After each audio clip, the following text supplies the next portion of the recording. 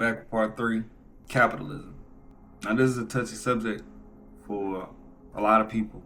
My goal here is to get you to understand it better than you ever could before. And when you break it down to its finest parts, it's actually fascinating. Capitalism is not perfect, but it is currently the most effective economic system for our maturity level as a human species. Notice I said maturity level. As a whole, we are still creatures driven by nature subconsciously. Capitalism allows our nature to flourish, but there's a consequence for it. Equality, suffering, hoarding, scarcity. People may become violent in order to get ahead, or may perform immoral or unethical acts, malpractice of business. Shit happens. However, there's also a positive side to it too. The capitalistic system and free market allowed for unlimited upside and innovation. Again, is everything that has been innovated and everything that's made for us by us such a great thing? No. Inanimate objects do nothing without without a human behind it. That's computers, AI, most machinery with the exception of robotics, and still human involvement in that. Cars, planes, drones, you name it, there's human involvement. That being said, capitalism allows that. Why? Now humans can compete at scale. They can grow at scale. You can get paid for being an expert at something. Now we have a free market in social media, right? Monetization is a huge word these days that you hear all the time. Streaming, capitalism. The blogs, what I'm doing, capitalism. That does not make the system perfect. For those who don't produce, it can become difficult. For the working class especially. The wealth gap will exist. Inflation will exist. Inflation is a byproduct of our own growth.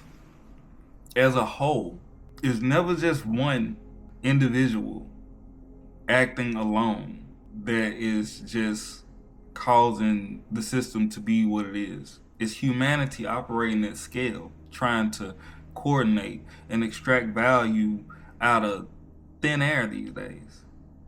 That's what capitalism is. Understanding it will help you maneuver through it better. I have learned a lot about this shit.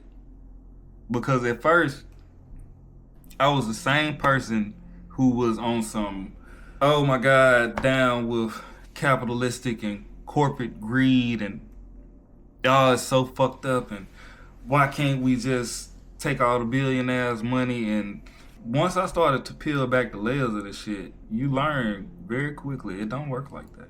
Say for instance, somebody had $1 billion, $1 trillion and they wanted to rescue a nation from going hungry. Humanitarian effort. That nation may not want your help. Your money may not mean anything to them. They may not even know what it is. There is a tribe, the Sentinelese people, no one can visit. Kind of a collective agreement. Why? You would introduce all types of chaos to their civilization. Because they never been integrated into modern society. It's simple. Capitalism, you solve problems, you get paid.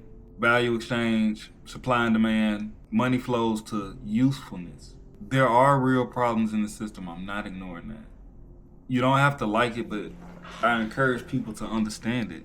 Because when you remove that chaos from your mind and you stop listening to the noise, you can operate within this system without folding. I get it. Most people say, well, we should just do this as a people and we should do that. And it sounds good, but you gotta think.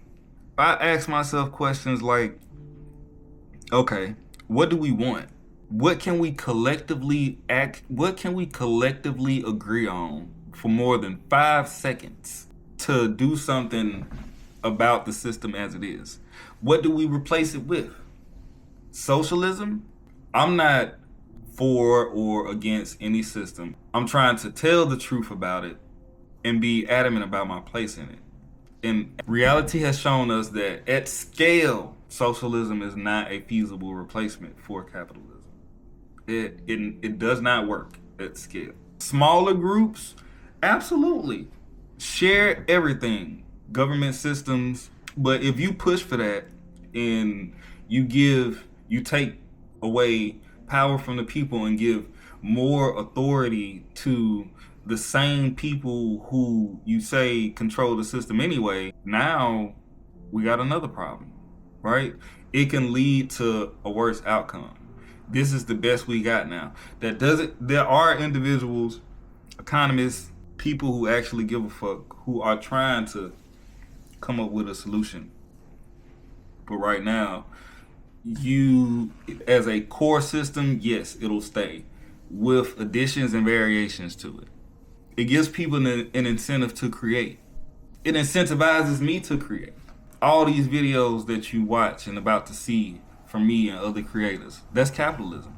Me and a friend of mine had a debate about this. And he asked me, he said, what great innovations have we seen? I'm like, well, shit. Now that I think about it, I couldn't think of nothing at the time because I was, yeah. Anyway, the subs in my trunk, the car I drive, the ability to do exactly what I'm doing right now. I don't think we've hit a ceiling. I think at some point, as more and more people become aware, we'll have some form of a renaissance and flourish for a time. So the best thing we can do is understand the system. Unless you want to play politics and amass power and you have the force and the finances necessary to create a new monetary system or new economic system from scratch, considering all the trade-offs, who gets what, how it may affect people without skill, those who can't provide service, those who choose to stay against the system, what are you going to do about legal frameworks, all that good shit, and you execute it cleanly, then hey, go ahead.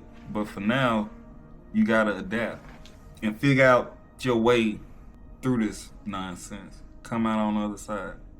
That's what I'm gonna do. Like always, stick around. You will find value here. I'll be here. Subscribe to reality.